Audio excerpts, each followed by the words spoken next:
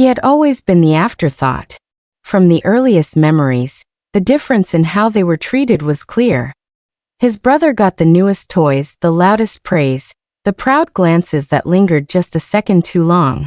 He, on the other hand, was background noise in his own family, a quiet presence tolerated, not celebrated. At school events, their father's attention was laser-focused on the older son, barely acknowledging the younger's small victories. Birthdays came and went with obligatory gifts, but never with warmth. There were no lingering hugs, no words of encouragement that stuck. Even as they grew older, the pattern didn't shift. When his brother got into college, there was a dinner, a toast, a new suit. When he got accepted, the news was met with a distracted nod and a reminder to take care of the dog while the family traveled to visit the older sibling. Over time, he stopped expecting more. He became quiet in rooms filled with noise, fading into corners, learning to smile at empty praise. Every small achievement felt like it didn't matter, like it was already forgotten the moment after it happened. The weight of being invisible inside your own home doesn't crush you all at once. It wears you down slowly, until you start believing that maybe you really aren't meant to be seen. The wedding was beautiful, the kind of event where everything felt meticulously planned, except for him. He arrived alone, dressed in the suit he bought 3 years ago, unsure of where to stand, unsure if anyone even expected him to show up. The front rows of the ceremony were reserved, names neatly calligraphed on ivory cards. His wasn't there.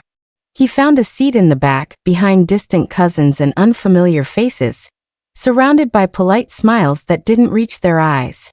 When the family gathered for photos, no one called his name. He watched his father laugh with guests, pat shoulders, raise glasses, looking every bit the proud patriarch. Not once did his gaze fall on the son sitting quietly at the edge of the crowd.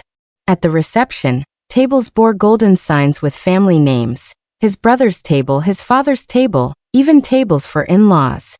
He found a seat near the kitchen, beside someone's coworker and a man who asked if he was with the groom's side or the bride's. He answered with a half-smile and lowered eyes.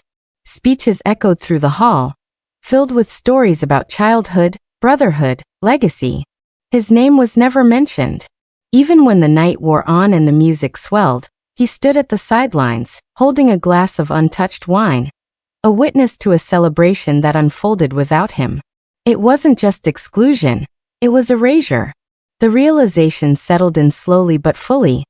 He wasn't part of this family's story, not really. Not in the way that mattered.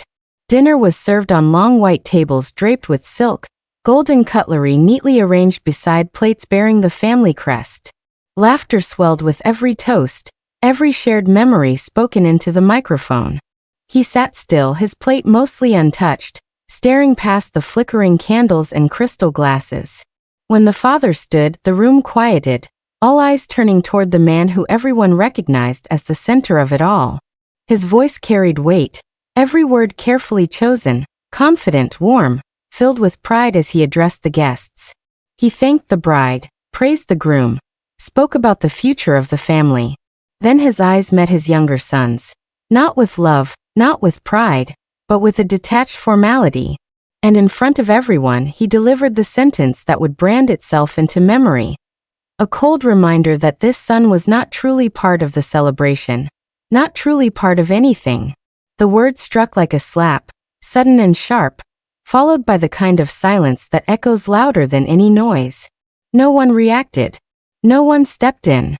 The moment passed quickly for the room, but it lingered in him like a wound left open. He didn't speak. He didn't cry. He simply folded his napkin, placed it gently on the table, and sat motionless while the celebration resumed around him. Music played, glasses clinked, shoes slid across the polished floor. But inside, something shifted. A quiet fracture that couldn't be undone. The humiliation didn't need to be loud to be complete. It only needed to be public and final. Days passed after the wedding, each one as silent as the last, filled with the weight of everything unspoken. He returned to his small apartment, the suit still hanging in the corner, untouched since that night. Then came the call, brief, formal, from the lawyer who had managed the family's affairs for years. The will had been finalized and was ready to be read. There was no ceremony this time, no grand event, just a quiet room lined with dark wood and heavy bookshelves, the kind of place where truths are delivered in plain envelopes. His brother arrived confident, their mother composed, and he, quiet as ever, sat a few steps removed, expecting little. The lawyer cleared his throat and began. Line by line, the words unfolded. First small bequests, paintings, jewelry, a vintage car. Then came the house, the land, the business, the accounts. And every major asset, every inheritance of weight and worth, was named to the younger son. Not split, not shared. Given entirely and without condition. The room shifted. His brother stiffened. His mother blinked, confused. But he sat still, barely breathing, trying to understand how a man who couldn't speak his name at the wedding had left him everything in death. The lawyer read the final clause, a brief line handwritten by the father. A quiet acknowledgement, perhaps a hidden apology, or maybe just a reckoning. Whatever the reason, the power had shifted in one moment, not with noise or confrontation, but with ink on paper and the silence that followed. He walked through the house slowly, each room holding echoes of a life where he had always felt like a stranger. The walls were lined with family portraits where he barely appeared, shelves filled with trophies bearing only his brother's name. Yet now every key was his. The silence was no longer heavy, it was full, grounded, final. The furniture remained the same, but the air felt different. He didn't change anything right away. No grand gestures, no calls to make a point. He opened the windows, let the light in, and sat on the edge of the bed that used to belong to his father. It was strange, this feeling, not triumph, not revenge, but something deeper. A quiet reclaiming. His brother didn't speak to him after the reading, just walked out without a word. And their mother's expression held a mix of shock and something close to grief. But he wasn't waiting for closure. It had already happened. Not in the will, not in the inheritance, but in the moment he realized he didn't need anyone's permission to belong. The house wasn't just a building now. It was proof that he had always been seen, even if the words were never spoken aloud. The victory didn't roar. It settled into his chest like warmth on a cold day.